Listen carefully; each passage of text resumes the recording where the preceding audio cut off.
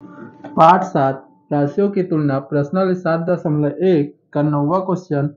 सरिता ने एक कूलर 15% कर सहित 5,750 रुपये में खरीदा।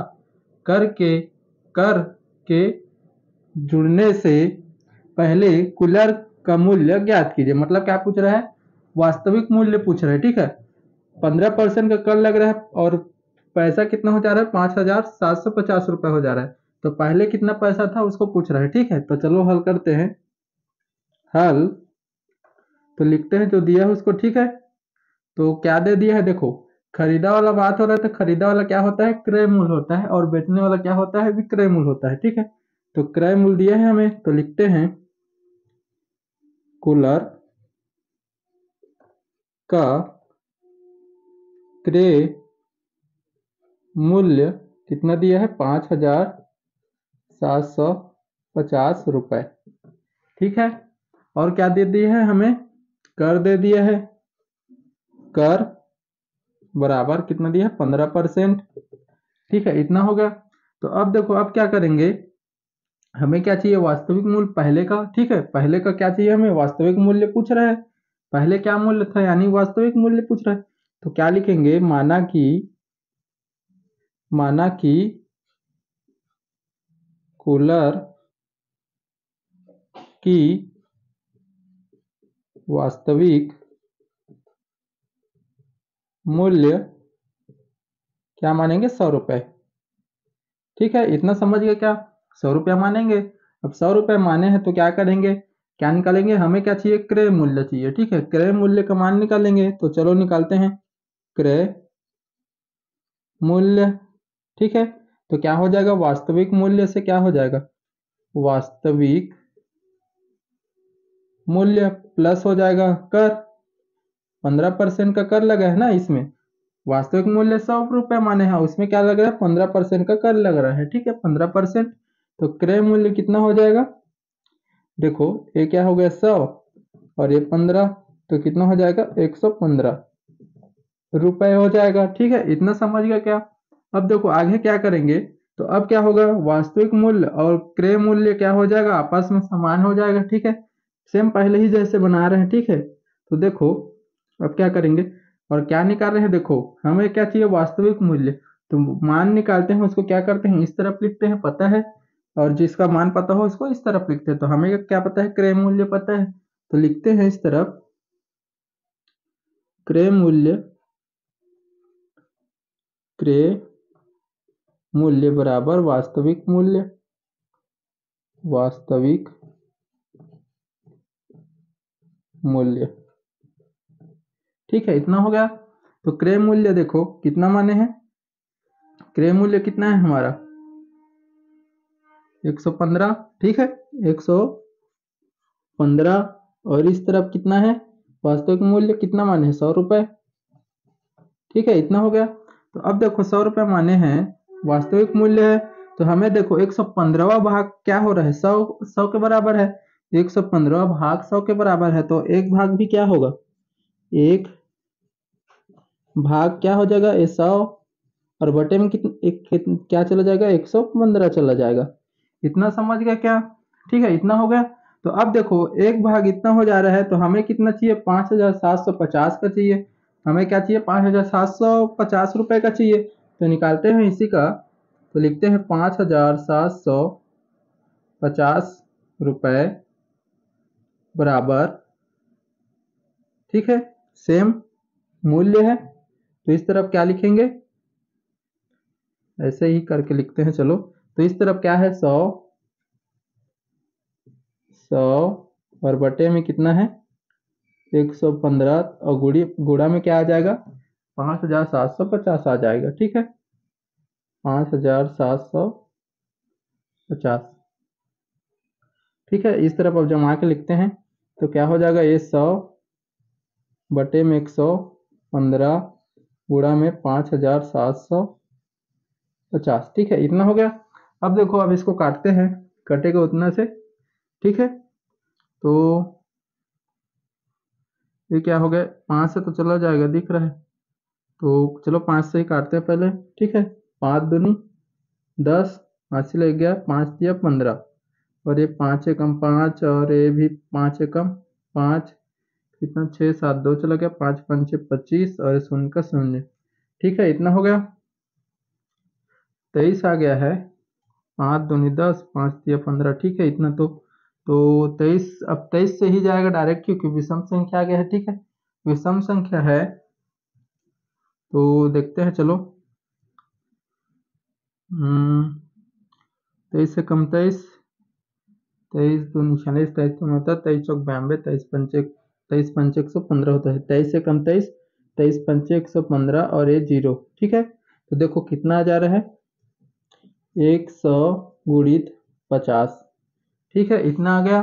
तो देखो 5 से गुणा होगा तो 5 से कम 5 ही होगा, और ये 3 कितना 0 3, 1 2 3, इतना रुपए होगा। यही क्या हमारा आंसर है। ठीक है, 5,000 रुपए होगा। ठीक है, पहले का कीमत कितना था, 5,000 रुपए है। ठीक है, क्या पूछा था हमें, कर को जोड़ने से पहले कुलर का मूल्य ज्ञात कीजिए, तो क्या है 5,000 रुपए। ठीक है, 10वां क्वेश्चन, सूरज ने टेलीविजन 8% बिक्री कर सहित 10,260 रुपए में खरीदा। बिक्री कर को जोड़ने से पहले का उसका मूल्य ज्ञात कीजिए। ठीक है, सेम पहले ही जैसे क्वेश्चन है, चलो हल करते हैं। हल, तो देखो जो दिया है उसको पहले लिख लेते हैं। तो देखो खरीदा वाला बात हो रहा है, तो खरीदा वाला क्या होता है, क्रय मूल्य होता है। ठीक है, इतना तो पता है, तो लिखते हैं टेलीविजन टेलीविजन का क्रय मूल्य कितना दे दिया है, 10,260 रुपए। ठीक है, अब हमें बिक्री कर पता है, बिक्री कर कितना दिया है 8%। ठीक है, इतना हो गया। तो अब देखो हमें क्या ज्ञात करना है, क्रय मूल्य है, फिर से वही वाला बात हो रहा है। बिक्री कर को जोड़ने से पहले उसका मूल्य ज्ञात क्या था, तो मूल्य मतलब पहले का पूछ रहा है कितना था, कर बिना कर जोड़े कितना था बोल रहा है, तो मतलब वास्तविक मूल्य पूछ रहा है। पहले क्या था उसका वास्तविक मूल्य वो पूछ रहा है, तो लिखते हैं माना कि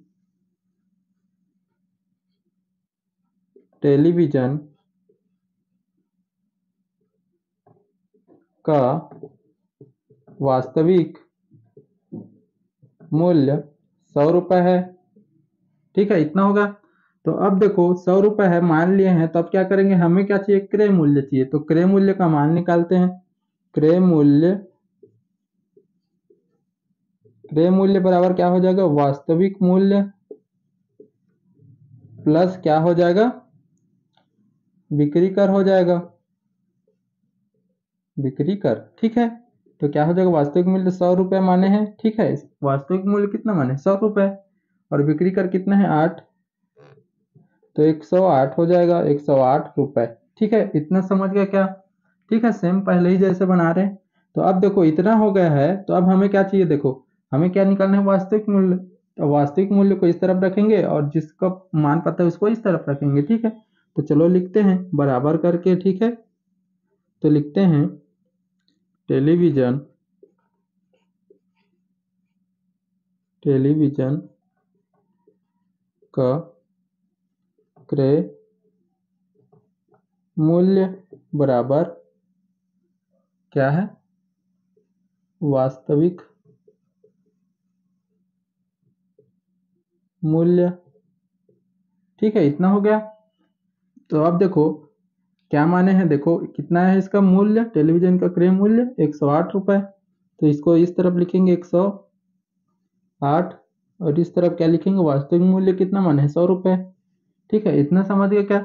अब देखो 108वां भाग क्या है इसका, 100 रुपए है, तो एक भाग लेकर चलेंगे। एक भाग एक भाग तो क्या हो जाएगा, एक भाग भी क्या हो जाएगा, 100 बटे क्या हो जाएगा, इसका 108 उसके बटे में चला जाएगा। इतना समझ गए क्या। ठीक है, इतना हो गया।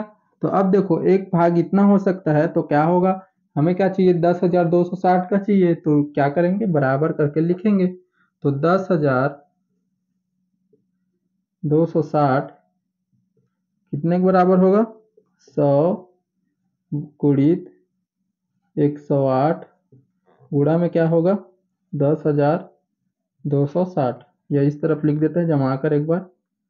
ठीक है। तो देखो 100 बटे में 108 गुणा में 10,260, ठीक है, इतना हो गया क्या? ठीक है। तो अब देखो, अब काटते हैं, चलो कितना चला जाएगा देखो, 8 है तो 3 से चला जाएगा, देखो 3 तिया 9 और एक हासिल गया, 3 पंच 15, 3 छक्का 18 हो जाएगा। और ये 3 तिया 9 हासिल 1, 3 चौक 12 और ये 3 दूनी 6 और एक जीरो आ गया। ठीक है, अब 36 आ गया। ठीक है, तो 36 से देखो भाग जाता है कि नहीं, 3 से चला जाए क्या, फिर 3 से चला जाएगा। ठीक है, तो देखो 3 एकम 3, 3 दूनी 6, ठीक है, इतना हो गया। और देखो ये क्या हो जाएगा, 3 एकम 3, फिर हासिल मतलब एक है, फिर 3 एकम 3, एक हासिल गया, 3 चौक 12 और जीरो का जीरो। ठीक है, इसको इस तरफ लिख लेते हैं एक बार और, यहाँ लिखता हूँ। ठीक है, तो देखो क्या बचा है 100 और गुणक फॉर्म में कितना है 1140 और बटे में क्या बचा है 12। ठीक है, इतना हो गया। अब देखो आगे हल करते हैं, तो 12 से करके देखें क्या चला जाएगा क्या, 12 पंजे 60, 12 छिक्का 72, 12 सत्ते 84, 12 अट्ठे 96, 12 निया 108, 108 और कितना बच गया 6, चला जाएगा। देखो 12 निया कितना हो गया 108, ठीक है, 12 निया 108 कितना बच गया 6, 6 इसमें चलो 12 पंचे 60। ठीक है, इतना समझ गया क्या? ठीक है, अब देखो तो इसको क्या करेंगे, 100 गुणित क्या हो जाएगा 95।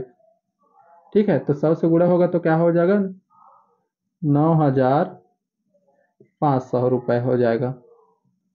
ठीक है, ये क्या हमारा आंसर है। ठीक है, पहले का उसका क्या मूल्य था 9,050 रुपये। ठीक है, यही क्या हमारा आंसर है।